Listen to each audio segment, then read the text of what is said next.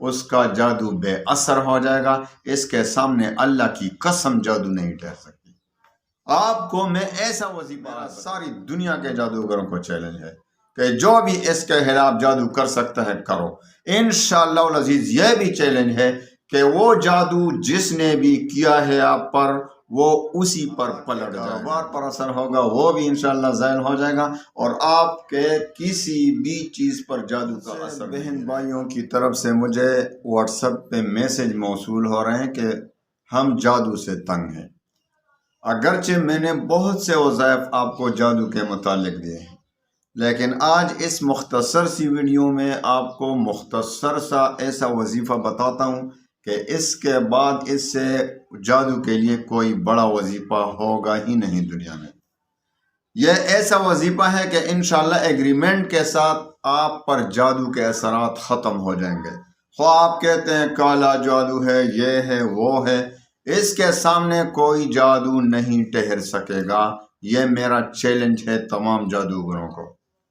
جو بھی زور لگا سکتے ہیں، جو بھی کتنے بڑے پائے کا جادوگر ہو، انشاءاللہ اس کا جادو باطل ہو جائے گا، اس کا جادو بے اثر ہو جائے گا، اس کے سامنے اللہ کی قسم جادو نہیں ٹھہر سکتی۔ آپ کو میں ایسا وظیفہ آج بتا دیتا ہوں۔ جادو ہے کیا چیز؟ جادوگر جو ہے نا، یہ شیطانوں کو خوش کرنے کے لیے شرکیہ کلمات لکھ دیتے ہیں، شیطانوں کو خوش کرنے کے لیے، اور شیطان کے تصرف سے پھر اس پر جادو کے اثرات ہو جاتے ہیں۔ تو میرے بھائیوں بہنوں، شیطان اور جادو کی کیا حیثیت ہے اللہ کے کلام کے سامنے؟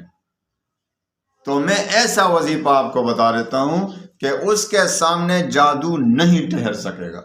میرا ساری دنیا کے جادوگروں کو چیلنج ہے کہ جو بھی اس کے خلاف جادو کر سکتا ہے کرو۔ انشاءاللہ العزیز یہ بھی چیلنج ہے کہ وہ جادو جس نے بھی کیا ہے آپ پر، وہ اسی پر پلٹ جائے گا انشاءاللہ۔ بس آپ نے یہ وظیفہ کرنا ہے کہ یا تو مغرب کے نماز کے بعد، آپ کا وقت زیادہ نہیں لیتا، یا تو مغرب کی نماز کے وقت، یعنی مغرب کی نماز کے بعد یا عشاء کی نماز کے بعد، جب آپ فارغ ہوں تو اول 11 بار درود شریف پڑھیں، معوذتین، قل اعوذ برب الفلق اور قل اعوذ برب الناس، دونوں صورتیں 313 بار پڑھیں، اور آخر میں پھر 11 بار درود شریف مریض پر بھی دم کریں اور پانی پر بھی دم کریں۔ وہ پانی اس کو بھی پلاتے رہیں اور گھر میں بھی چھڑک دیں، سارے گھر میں، اور پھر خصوصاً گھر کے سارے کونوں میں چھڑک دیں، تاکہ شیطانوں کا کوئی راستہ ہی ادھر نہیں، ان کا کوئی جگہ ہی باقی نہ رہے شیطانوں کا، کیونکہ شیطان کے تصرف سے ہوتا ہے یہ جادو۔ تو انشاءاللہ العزیز 21 دن، ویسے پہلے ہی دن سے اس کے اثرات شروع ہو جائیں گے۔ انشاءاللہ مریض بہتر سے بہتر ہوتا جائے گا اور 21 دن میں مکمل شفا یاب ہو جائے گا انشاءاللہ۔ آپ سب کو اجازت ہے۔ دیکھو بھائی، آپ یہ وظیفہ کریں، انشاءاللہ آپ کو جادو کے لیے کسی اور وظیفے کی ضرورت پھر کبھی بھی نہیں پڑے گی، اور اگر آپ ہمیشہ یہ کرتے رہیں تو آپ پر جادو کے اثرات کبھی بھی نہیں ہو سکیں گے۔ 21 دن میں تو آپ مریض کے لیے کریں، 21 دن میں وہ بالکل شفا یاب ہو جائے گا، جادو کے اثرات ختم ہو جائیں گے۔ لیکن اگر آپ اپنی زندگی کا یہ معمول بنا لیں تو پھر تو کوئی بھی آپ پر جادو نہیں کر سکے گا۔ اور ویسے بھی آپ فجر کی نماز اور مغرب کی نماز کے بعد 3 بار چاروں کل پڑھیں، اور اسی طرح باقی نمازوں کے بعد 1 بار، اور سوتے وقت 3 بار پڑھ کر اپنے ہاتھوں پر بھی اسی طرح، تاکہ تھوک بھی جائے تھوڑا سا۔